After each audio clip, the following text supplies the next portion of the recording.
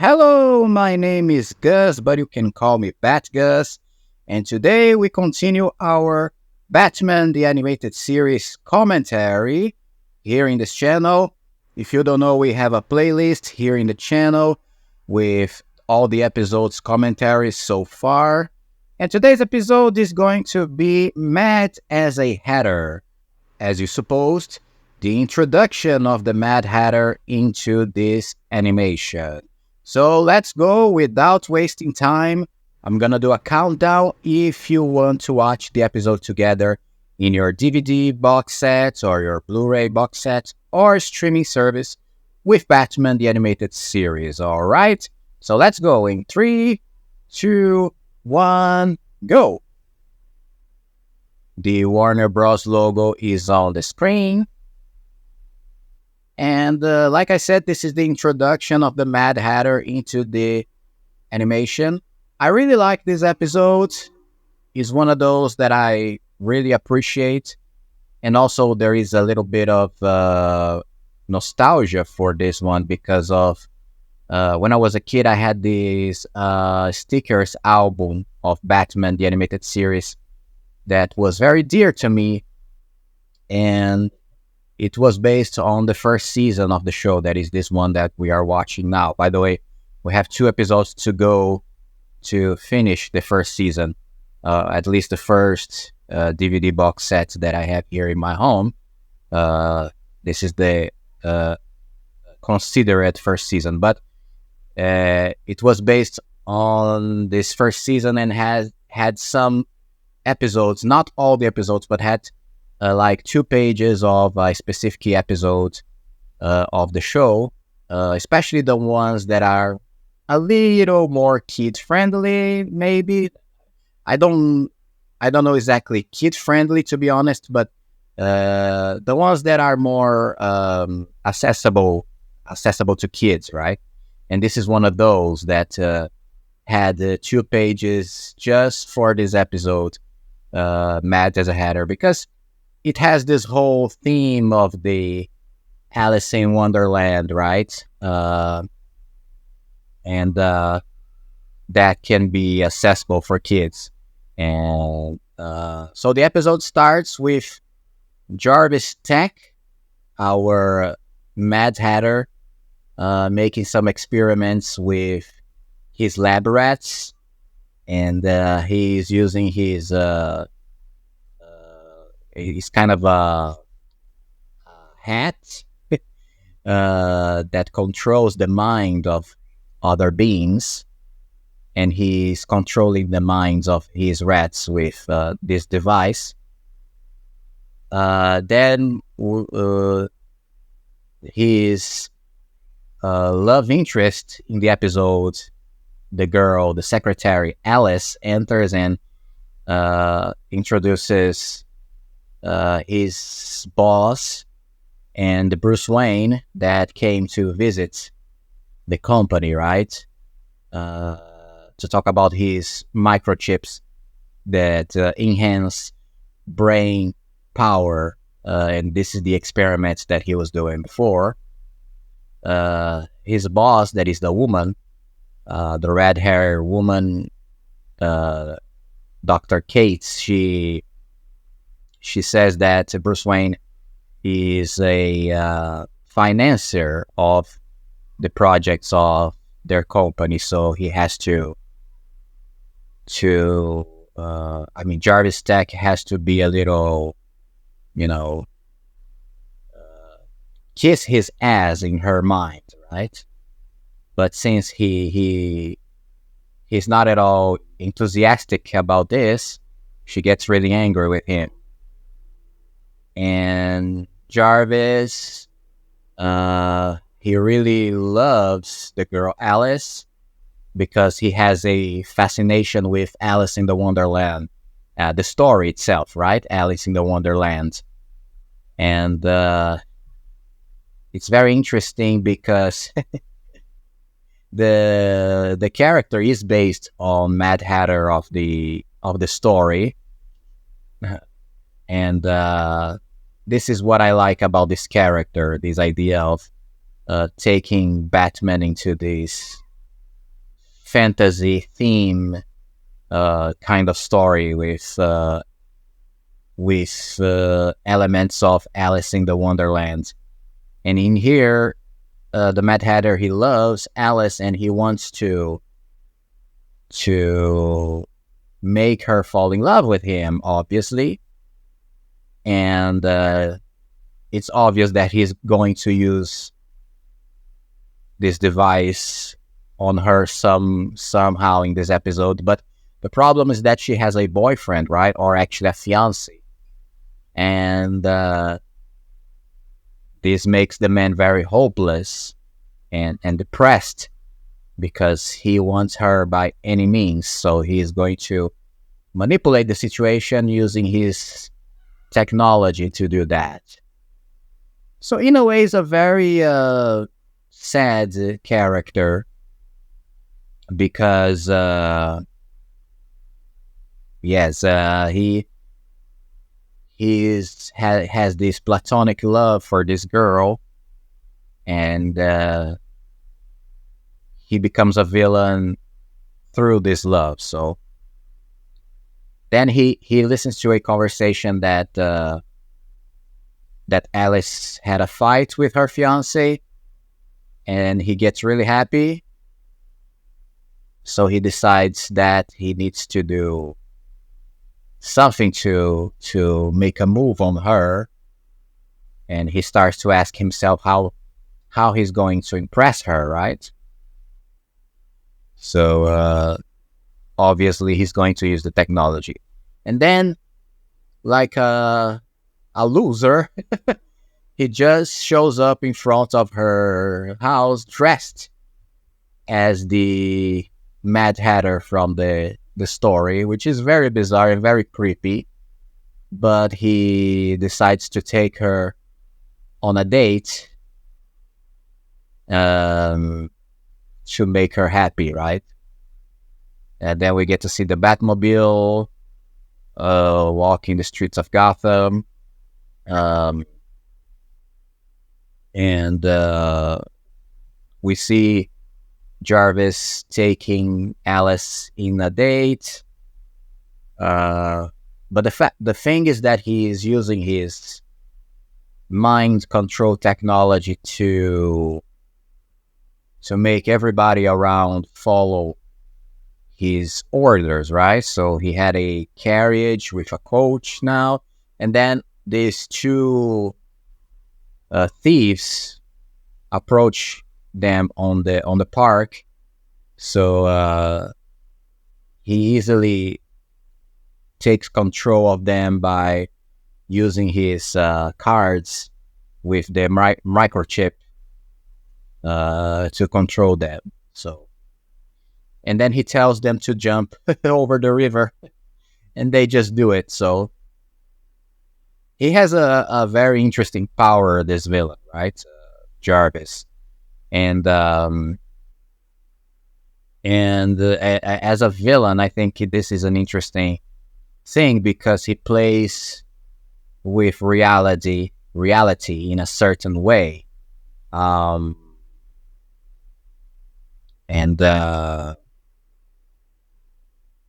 Sorry, there is a very funny joke because Batman was telling that he's doing he's driving around Gotham to make sure everything is okay, right?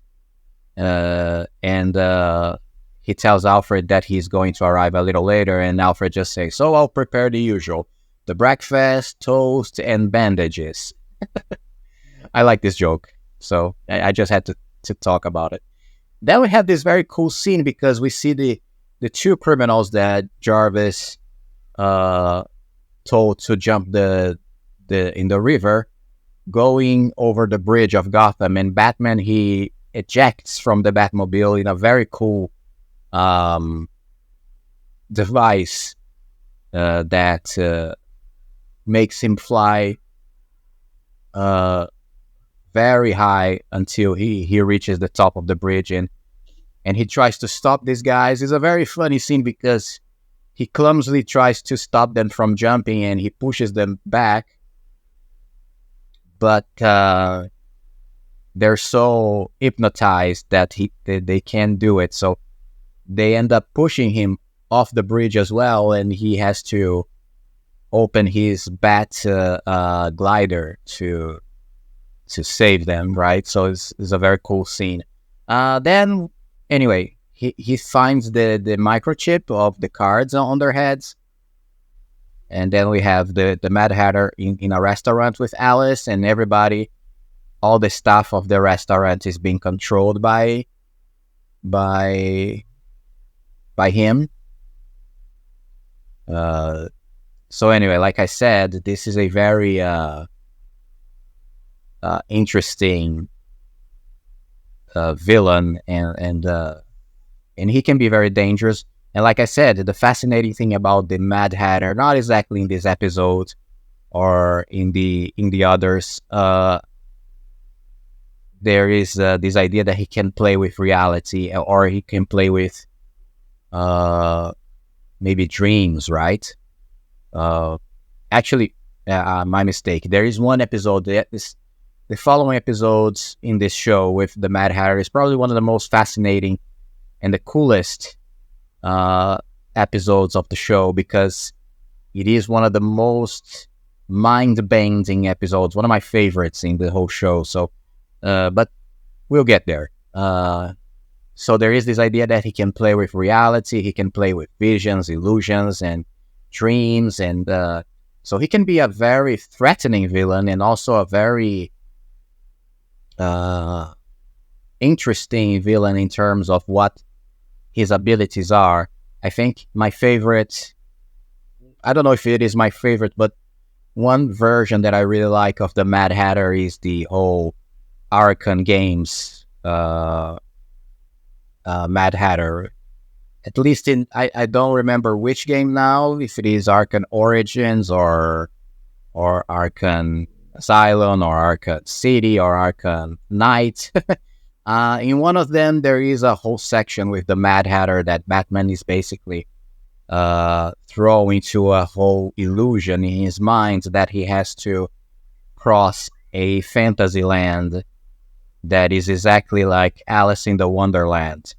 And it's a very cool scene, a very cool section of the game where everything around is an illusion. So he has this big forests, colorful forests with dangerous things, and these castles with cards, and it's just very fun, and it kind of takes you back to the whole idea of old games, right? Like games that had these elements of you having to cross a fantastic scenario.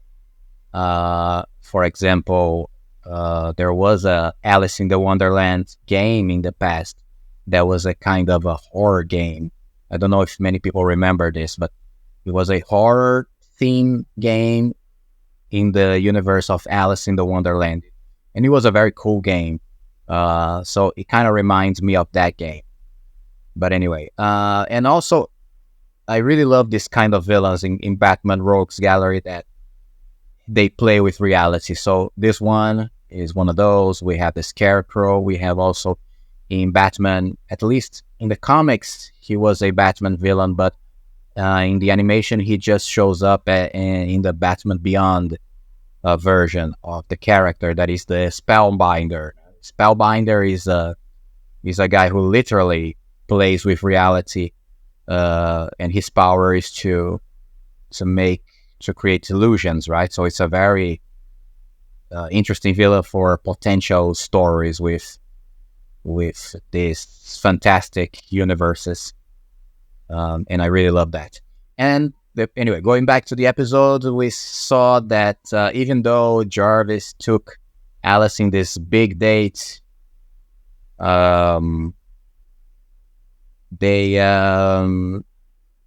she, after the dates, her fiance actually came back to her, and they made peace. And in the next day, Jarvis was very happy at the job because he thought she was in love with him. But then she broke the news that she and her fiance were back. So he got depressed again and angry. And then he used his mind control in her fiance to call her and say that they were fighting again and break the relationship again. So it's a crazy thing. And then out of nowhere, she arrives home and there are all these flowers in her apartment, or in her house at least. And then Jarvis is there. And again, he is being a creep. But as usual, Batman kind of figured out everything because Bruce Wayne was in the company the day that her fiance called her to break the relationship. So he got suspicious of that, and knowing the whole context of the mind control, he puts two and two together, and he arrives at the scene in her house to fight Jarvis. Then we have this fight scene where Jarvis, he actually created his minions with mind control to fight Batman.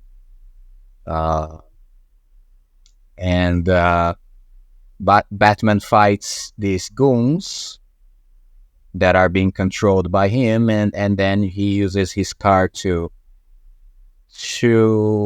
control the mind of Alice and take her away.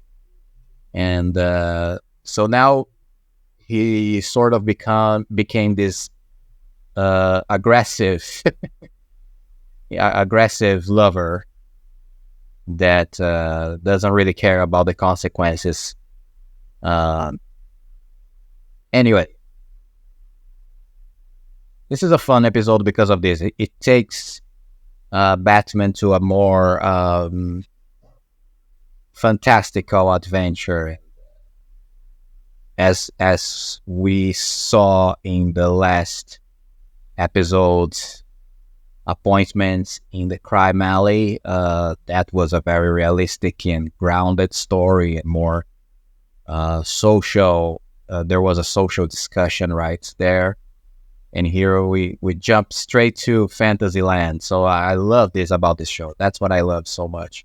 And there is also this very interesting Tim Burton style of story, because in the end, Batman, he has to go to this park that is Alice in Wonderland's theme. And the whole place is all decorated with characters and statues of Alice in the Wonderland. There is this huge chessboard, and Dr. Kate, that was his boss, she's being controlled also, and she became this the Red Queen, right? As in the story, she has this axe to cut anybody's head.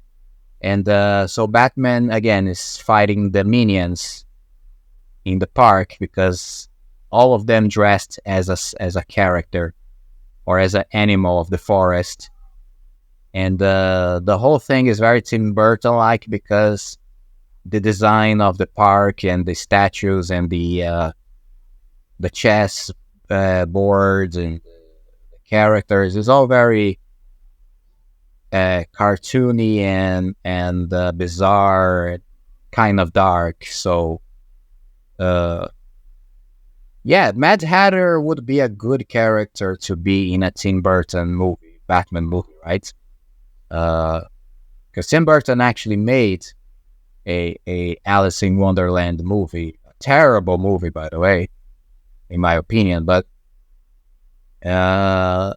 having Batman on this setting is very it's very characteristic of a Tim Burton story and design of world. So I like that very much. So Batman is able to take the cards with the microchips from the heads of some people and take them out of Mad Hatter's control. Then he goes to this maze or labyrinth made of cards of right game cards, like in the story, and he has to jump over the walls of the maze to find the Mad Hatter with Alice, because they are running from him inside the maze, and Alice is still being controlled by the Batman. Sorry, by the Mad Hatter. And then Batman arrives at the center of the maze, where there is this huge table, just like in the story of Alice in the Wonderland, with when the Mad Hatter makes a tea party for all the characters, right? So it's very cool. I love this. I love this whole setting. I would love to see that in a movie somehow. I don't know. But it's a tough one. And then we have this brief fight of Batman versus the Mad Hatter, where Batman just tosses Mad Hatter all around. Then Mad Hatter, he hides on the labyrinth, and he drops the walls of the labyrinth in the cards over Batman. And we're having this ending. There is a kind of a statue of a dragon, right, on top of the maze, and Batman throws his batarang on the rope of that holds this huge statue of the dragon on the top of the maze, and the whole thing falls over Mad Hatter, and he gets trapped under the claws of the creature, the statue creature. And it's a great ending. I really love this ending because it's kind of fun to see the villain being defeated by this huge creature that is a statue. And then once trapped under the dragon, he sees Alice reuniting with her fiance once Batman releases her from the mind control.